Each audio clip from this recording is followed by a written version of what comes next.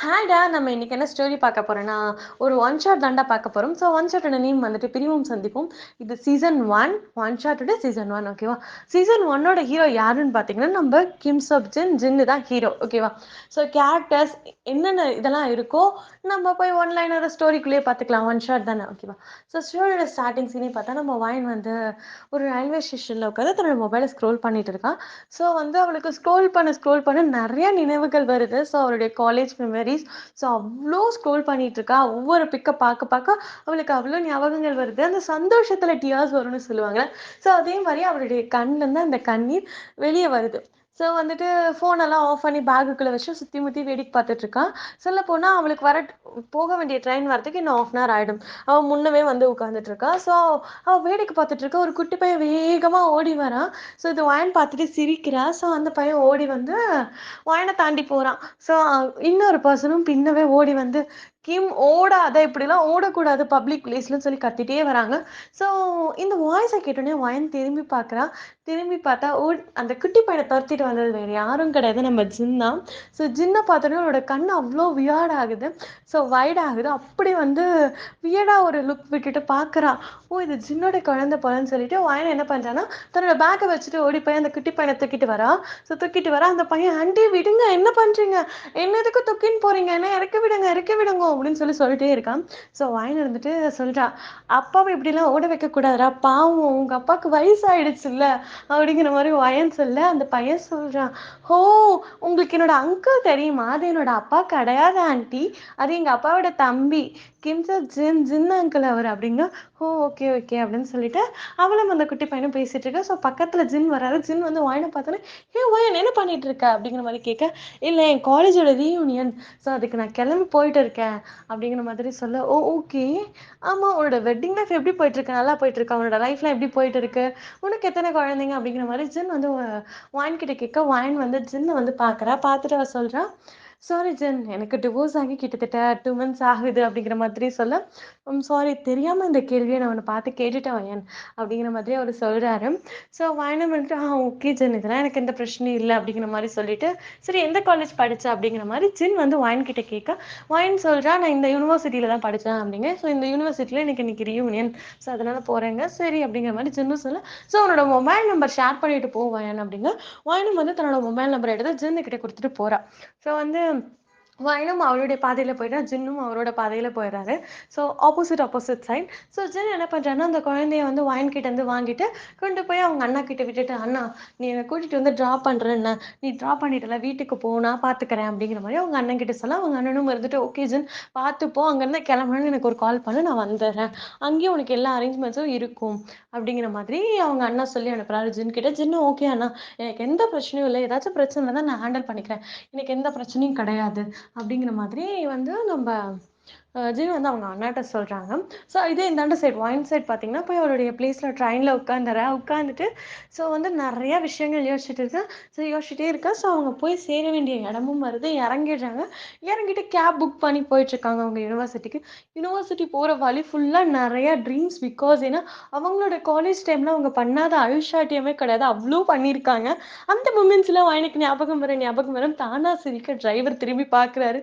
இந்த பொண்ணுக்கு பைத்தியமா, தானா சிரிக்கிறா அப்படிங்கிற மாதிரி பார்க்க, வாயின்னு இதை கண்டுபிடிச்சிட்டு, நான் எனக்கு பைத்தியம் கிடையாது, நான் ரொம்ப நாள் கழிச்சு என்னோட ஃப்ரெண்ட்ஸ் எல்லாம் பார்க்க போறேன், அந்த ஒரு சந்தோஷம் அப்படிங்கிற மாதிரி சொல்ல, ஓஹோ அப்படின்னு சொல்லிட்டு டிரைவரும் சொல்ல. ஸோ டிரைவரும் சொல்றாரு, ஆமா நானும் காலேஜ் படிச்ச டைம்ல என்னோட ஃப்ரெண்ட்ஸை பார்க்கும்போது இப்படிதான் எனக்கு மைண்ட் அவ்வளோ ஹாப்பியா இருக்கும் அப்படிங்கிற மாதிரி சொல்ல. ஆக்சுவலி வாயின் வந்து டிரைவரோட ஃப்ரெண்டே ஆயிட்டா.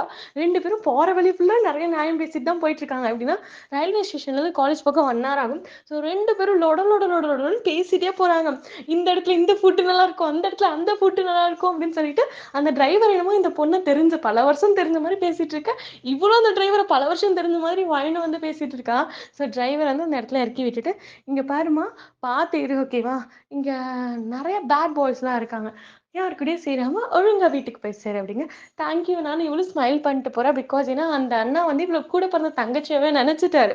ஸோ வந்து இப்படி சொல்லிட்டு போக, ஸோ வாயினும் சிரிச்சிட்டே உள்ள போக, ஸோ ஃப்ரெண்ட்ஸ்லாம் அங்கே இருக்காங்க. ஸோ ஃப்ரெண்ட்ஸ்லாம் ஒருத்தையும் வந்து ஹக் பண்ணிட்டு இருக்கேன். ஸோ வந்து எப்படி இருக்கு என்னோட லைஃப்லாம்? டிவோர்ஸ்க்கு அப்புறம் ஓகே தானே அப்படி இப்படின்னா, ஓகே அப்படிங்கிற மாரி சொல்றா. ஸோ இந்த கம்பெனில தான் நான் ஒர்க் போயிட்டுருக்கேன் அப்படிங்கிற மாதிரி சொல்ல. ஸோ அதில ஒரு ஃப்ரெண்டு சொல்றா, நான் இப்ப டேட் பண்ணிட்டுருக்கேன்டி. இன்னும் 2 மந்த்ஸ்ல எனக்கு மேரேஜ் அப்படிங்க. எனக்கு செம்ம ஹாப்பி. Congrats D. உனக்கு வந்து மேரேஜ் ஆகுறதுக்கு நான் கங்ராட்ஸ் பண்றேன் அப்படிங்கிற மாரி சொல்ல. ஸோ அந்த பொண்ணு வந்து வயன பார்த்து ஒரு எப்படி சொல்றதுன்னா, திமிரான ஒரு லுக் விடுறா. பிகாஸ் ஏன்னா அந்த பொண்ணுக்கு வயன சுத்தமா பிடிக்காது. ஸோ வயன பார்த்து அந்த லுக் விட்டு மித்த ஃப்ரெண்ட்ஸ்லாம் கேட்குறாங்க, எதுக்கு நீ அவள பார்த்து அப்படி ஒரு லுக் விட்ட? இது வயன் கவனிக்கல. ஆனா, அந்த பார்வைய நாங்க எல்லாரும் பார்த்தோம். அப்படிங்கிற மாதிரி சொல்ல, வாயின் வந்து நான் ரெஸ்ட் ரூம் போயிட்டு வரேன்னு சொல்லிட்டு போயிருப்பா. ஸோ, அப்பதான் இதெல்லாம் நடந்துட்டுருக்கு. ஸோ, அந்த பொண்ணு சொல்றா, "ஏய்! அவளுக்கு ஆல்ரெடி டிவோர்ஸ் ஆயிடுச்சு. அவ எனக்கு வந்து கங்ராட்ஸ் சொல்லிட்டு இருக்கா." அப்படிங்கிற மாதிரி வயனுடைய டிவோர்ஸிய வந்துட்டு கொஞ்சம் எப்படி சொல்றது? அவளுக்கே ஒழுங்கா வாழ முடியல. இல்ல என் வாழ்க்கைய பத்தி பேச வந்துட்டாளா? அப்படிங்கிற மாரி இந்த ஃப்ரெண்ட் சொல்ல. ஸோ மித்த ஃப்ரெண்ட்ஸ்க்குலாம் கோவம் வந்துருது. இப்படியெல்லாம் பேசாத. வாய் முன்னாடி பேசி வாயன ஹர்ட் பண்ணிடாத.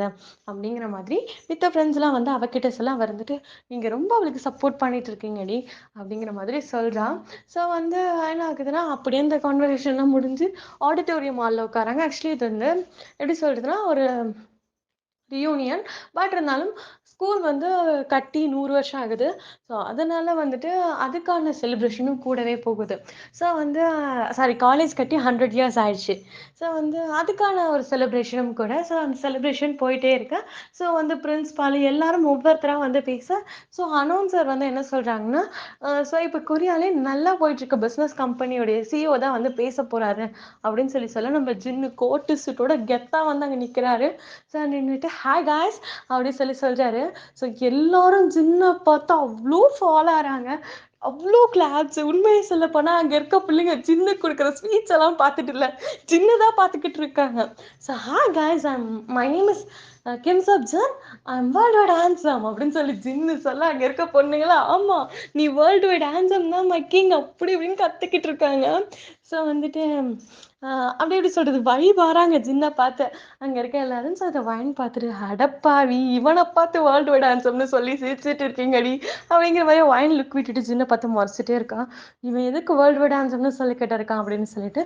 ஸோ எப்படி இந்த கம்பெனி முன்னேறுச்சு, இந்த கம்பெனிக்குள்ள நான் எப்படி வந்தேன் அப்படிங்கிற விஷயத்தெல்லாம் வந்துட்டு ஜின்னு சொல்லிக்கிட்டு இருக்காரு. ஸோ அவர பத்தி அவர் எப்படி அந்த கம்பெனிக்குள்ள வந்தாரு, நான் எப்படி இந்த கம்பெனிக்குள்ள வந்து முன்னேறினேன் அப்படிங்கிற விஷயத்தலாம் சொல்ல, ஸோ அங்க இருக்க எல்லாரும் இத ஒரு நோட்ஸ் மாரி எடுத்துக்கிறாங்க. ஸோ இப்போ படிச்சுட்டு இருக்க ஸ்டூடண்ட்ஸும் அங்க இருக்காங்க. ஸோ இப்படிதான் முன்னேறணும் அப்படிங்கிற மாரி நோட்ஸ் எல்லாம் எடுத்துக்கிறாங்க. ஸோ அனௌன்ஸ்மெண்ட்லாம் முடிஞ்ச பிறகு, அதாவது அவரோட ஸ்பீச் எல்லாம் முடிஞ்ச பிறகு ஜின்னு கேட்கிறாரு. ஸோ உங்களுக்கு ஏதாச்சும் கொஸ்டின்ஸ் இருக்கா? அப்படி சொல்லி கேட்க, அங்க இருக்க நெறைய பொண்ணுங்க, உங்களுக்கு கேர்ள் ஃப்ரெண்ட் இருக்கா? இல்ல கிரஷ் இருந்துச்சா? உங்களுக்கு எக்ஸ் இருக்காங்களா? கல்யாணம் ஆயிடுச்சா? உங்களுக்கு எத்தன குழந்தைங்க? உங்க ஒய்ஃப் ரொம்ப குடுத்து வச்சவங்க தானே? அப்படிங்கிற மாரி நெறைய கொஸ்டின்ஸ் கேட்க, ஜின்னு வந்து ப்ளீஸ், ப்ளீஸ், ப்ளீஸ் 1 மினிட். எல்லாரும் ஒவ்வொரு கொஸ்டினும் ஒவ்வொருத்தவங்க கேளுங்க. ஓகேவா? நீங்க கொஸ்டின்ஸே கேட்க வேணாம்னு என்ட்ட சொல்லல. கொஸ்டின்ஸ் கேட்கிறவங்க பொறுமையா ஒவ்வொருத்தரா கேளுங்க. ஓகேவா? அப்படிங்கிற மாரி ஜின்னு பொறுமையா சொல்றாரா. ஸோ வேன் வந்து பார்த்து சிரிக்கிறா. ஸோ ஜின்னு இவ்ளோ காமெடியா பதில் சொல்றத பார்த்துட்டு, ஸோ அதுல ஒரு பொண்ணு எழுந்து நின்னுட்டு கேட்கிறா. உங்களுக்கு கல்யாணமாயி எத்தன குழந்தைகள் இருக்கு? அப்படின்னு சொல்லி கேட்க, ஜின்னு சொல்றாரு, இந்த வேர்ல்ட் வைட் ஆன்சத்த யாரும் கல்யாணம் பண்ணிக்க விரும்பல. பிகாஸ் ஏன்னா இந்த வேர்ல்ட் வைட் ஆன்சத்துக்கு யார் மேலயும் லவ் வரல.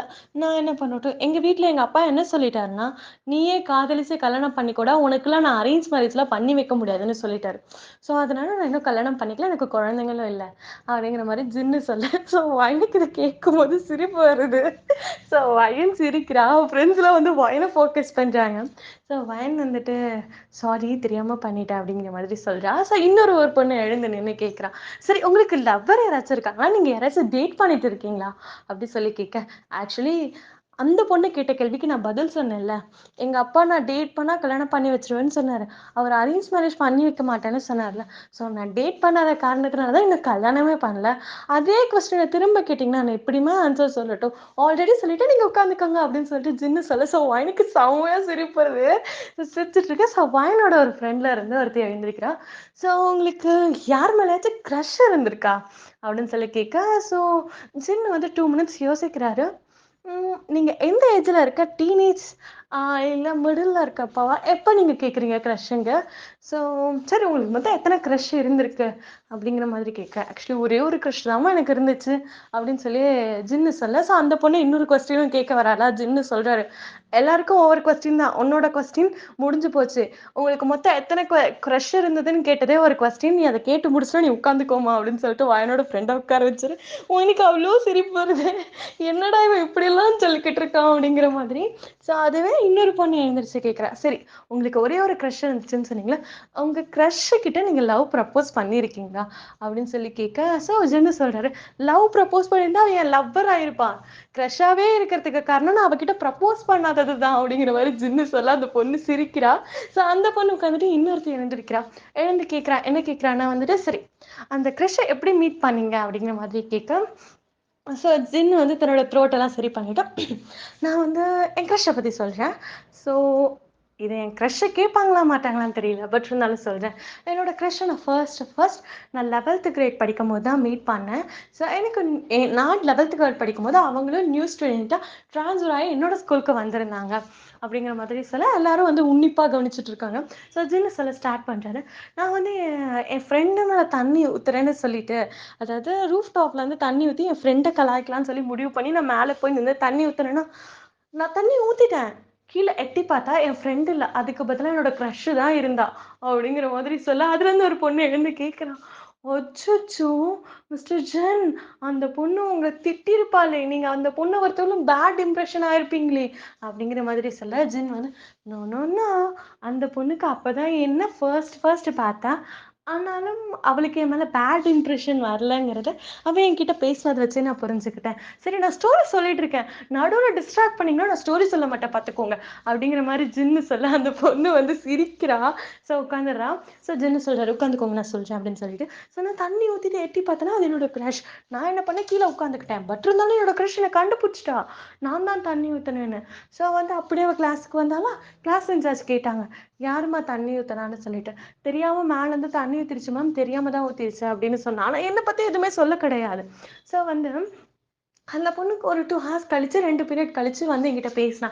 என்னன்னு சொன்னா தெரியுமா, ஜென் நீ பண்ணது தப்பு கிடையாது, கொஞ்சம் கவனமா பண்ணு, நானா இருக்கவும் உன்னை மேம் கிட்ட போட்டு கொடுக்கல, வேற யாராச்சும் இருந்தா உன்னை போட்டு கொடுத்துருப்பாங்க ஜென் அப்படிங்கிற மாதிரி அவ சொன்னா என்கிட்ட. ஸோ வந்து எனக்கு அது பிடிச்சிருந்தது.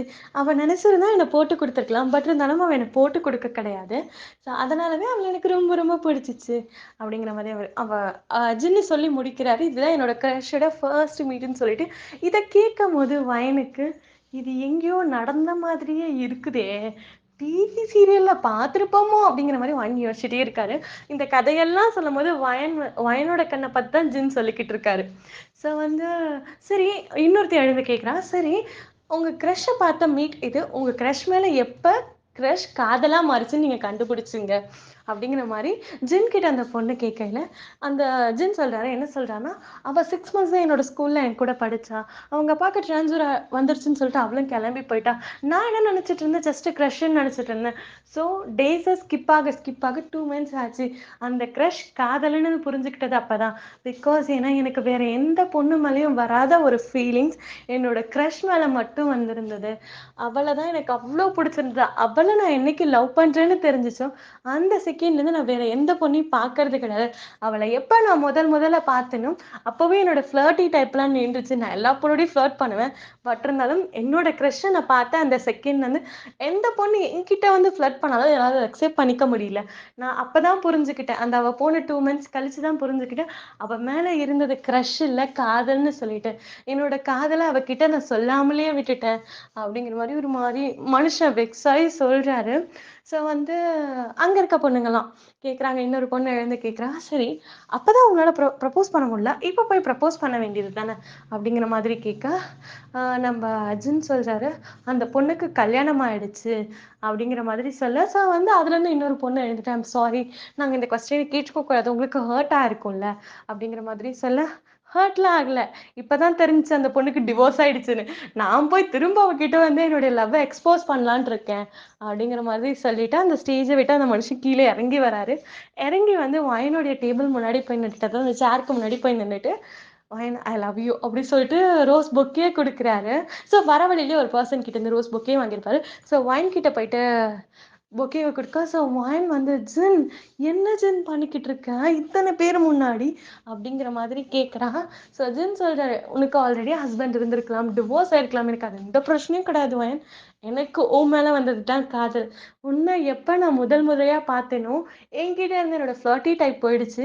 உன்னை முழுசா நான் காதலிக்கிறேங்கிறத, நீ என்னை விட்டுட்டு போன 2 மாசத்துக்கு அப்புறம் தான் நான் கண்டுபிடிச்சேன். உன்னை நான் எவ்வளோ காதலிச்சிருந்தா, உன் மேல வச்ச காதல் இதுவரையிலும் வேற எந்த பொண்ணு மேலயும் எனக்கு வர கிடையாது ஒயன்." அப்படிங்கிற மாதிரி ஜின்னு சொல்ல, ஸோ ஒயன் வந்து வியர்ட் ஐஸோட வந்து ஜின்னையே பார்த்துட்டு இருக்கா. இந்த லவ்வை அக்செப்ட் பண்ணிக்கோன்னு நான் உன்னை சொல்ல மாட்டேன். இத்தனை நாள் எப்படி ஒன் சைடடா உன்னை லவ் பண்ணிட்டு இருந்தனோ உனக்கு தெரியாம, இதே லவ் என்னோட டில் த எண்ட் வரலும் இந்த லவ்வை என்னால் கண்டினியூ பண்ண முடியும். ஆனா உன்கிட்ட சொல்லிட்டு இதுக்கு மேல நான் கண்டினியூ பண்றேன். எனக்கு உன் மேல காதல் இருக்குன்னு நீ தெரிஞ்சுக்கோ வயன், அப்படிங்கிற மாதிரி ஜின் சொல்றாரு. ஸோ வயன் எதுவுமே சொல்லல. Your choice. வயன் அக்செப்ட் பண்ணாலா இல்ல இல்லையாங்கிறத நீங்க முடிவு பண்ணிக்கோங்க. ஏன்னா ஜின் லவ் பண்ணிக்கிட்டே தான் இருக்காரு வயன். ஓகேவா? ஸோ பிடிச்சிருந்தா லைக் பண்ணுங்க, ஷேர் பண்ணுங்க. மறக்காம சப்ஸ்கிரைப் பண்ணிட்டு பெல் ஐக்கானை டச் பண்ணிட்டு போங்கடா. பாய்டா, டேக் கேர்.